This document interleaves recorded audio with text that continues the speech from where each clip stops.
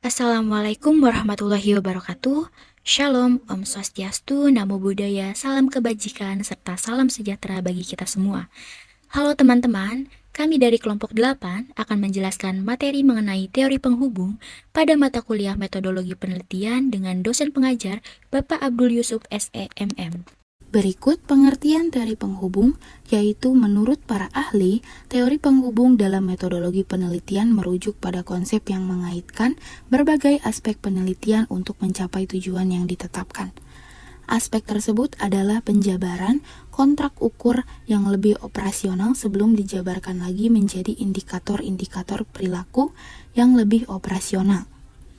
Teori penghubung dalam metodologi penelitian merupakan konsep yang digunakan untuk menghubungkan dua atau lebih konsep atau teori yang berbeda untuk menjelaskan hubungan antara mereka.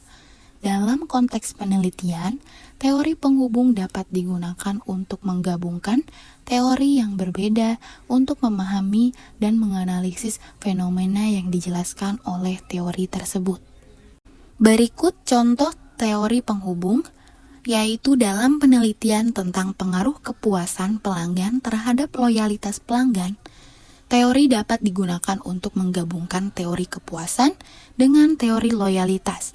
Teori kepuasan mengajarkan bahwa kepuasan pelanggan dapat mempengaruhi perilaku mereka, sementara teori loyalitas mengajarkan bahwa perilaku loyalitas dapat mempengaruhi perilaku pelanggan dalam masa yang akan lama. Teori penghubung dapat digunakan untuk menggabungkan kedua teori ini untuk memahami hubungan antara kepuasan pelanggan dan loyalitas pelanggan. Bisa dilihat di gambar di atas, yaitu pengaruh kepuasan pelanggan terhadap loyalitas pelanggan, maka akan menjadi hubungan antara kepuasan pelanggan dan loyalitas pelanggan. Berikutnya yaitu cara untuk menemukan teori penghubung dalam metodologi penelitian melibatkan beberapa langkah. Berikut ini langkah-langkah cara untuk menemukan teori penghubung. Yang pertama ada identifikasi masalah. Pada langkah pertama dalam menemukan teori penghubung adalah mengidentifikasi masalah yang akan diteliti dan konteks penelitiannya. Hal ini akan membantu dalam menentukan teori yang relevan untuk digunakan sebagai penghubung. Kemudian selanjutnya adalah pengumpulan data, di mana setelah masalah diketahui, kemudian kumpulkan data yang relevan untuk menyelesaikan masalah tersebut. Relevan itu sendiri adalah hal yang bersangkut paut atau memiliki hubungan. Berikutnya adalah pengolahan data, di mana setelah data dikumpulkan, selanjutnya mengolah data tersebut yang mana untuk mendapatkan informasi yang relevan. Setelah pengolahan data, lakukan analisis data. Nah, setelah data dikumpulkan dan diolah, kemudian analisis data untuk mengidentifikasi hubungan antara variabel-variabel yang terkait dengan masalah tersebut. Langkah selanjutnya adalah pembuatan hipotesis. Setelah analisis data, kemudian buat hipotesis yang menjelaskan hubungan antara variabel-variabel yang terkait dengan masalah tersebut. Nah, setelah pembuatan hipotesis, lakukan pengujian hipotesis, yaitu dengan cara yang tepat untuk menentukan kebenaran atau kebenarannya. Setelah pengujian hipotesis, kemudian pembuatan teori penghubung. Setelah hipotesis dibuat dan diuji, selanjutnya buat teori penghubung yang menjelaskan hubungan antara variabel-variabel yang terkait dengan masalah tersebut. Nah, setelah pembuatan teori penghubung, lalu lakukan pengujian teori penghubung, di mana setelah teori penghubung dibuat, selanjutnya uji teori penghubung dengan cara yang tepat untuk menentukan kebenaran atau kebenarannya. Baik, selanjutnya yaitu contoh kasus pada teori penghubung. Bisa dilihat di gambar paling kiri, kami mengambil contoh kasus pada skripsi atau tugas akhir Universitas Negeri Semarang Fakultas Ekonomi, yaitu mengenai pengaruh kualitas produk harga dan promosi terhadap keputusan pembelian dengan citra merek sebagai variabel intervening pada konsumen smartphone Samsung wilayah Kota Semarang.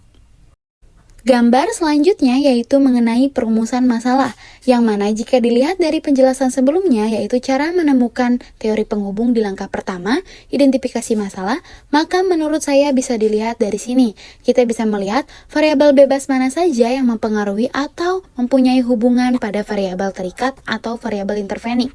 Di sini dituliskan bahwa apakah kualitas produk berpengaruh terhadap keputusan pembelian? Apakah harga berpengaruh terhadap keputusan pembelian? Apakah promosi berpengaruh terhadap keputusan pembelian? Apakah citra merek berpengaruh terhadap keputusan pembelian? Apakah kualitas produk berpengaruh terhadap keputusan melalui citra merek? Apakah harga berpengaruh terhadap keputusan pembelian melalui citra merek? Apakah promosi berpengaruh terhadap keputusan pembelian melalui citra merek? Di gambar selanjutnya sudah masuk pada teori penghubung. Karena topik teori penghubung bermaksud pada menurut para ahli, bukan penelitian terdahulu, maka dapat dilihat pada salah satu hubungan, yaitu kualitas produk terhadap keputusan pembelian. Kita bisa lihat, menurut para ahli, yaitu Kotler dan Armstrong, mengungkapkan bahwa kualitas produk adalah karakteristik produk atau jasa yang bergantung pada kemampuannya. Nah, di sini, Kotler dan Armstrong menjelaskan kualitas produk berpengaruh terhadap keputusan pembelian. Dan di gambar selanjutnya, biasanya ini adalah sebuah rangkuman variabel apa saja yang terhubung. Kita bisa lihat di sini dari panah kualitas produk berpengaruh atau mempunyai hubungan pada citra merek dan keputusan pembelian. Begitu juga dengan harga, promosi, dan citra merek itu tersendiri yang sudah dijelaskan pada perumusan masalah yang tadi. Dan yang terakhir yaitu kita bisa lihat dalam topik teori penghubung, di contoh kasus ini terdapat 7 hubungan dari setiap variabel baik bebas, terikat maupun intervening.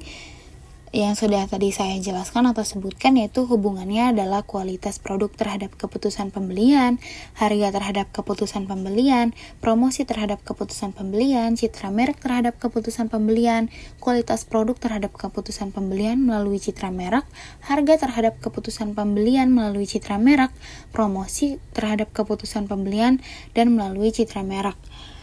Baik, selesai sudah pemaparan materi dari kelompok 8. Mohon maaf bila terdapat banyak kekurangan. Terima kasih. Wassalamualaikum warahmatullahi wabarakatuh.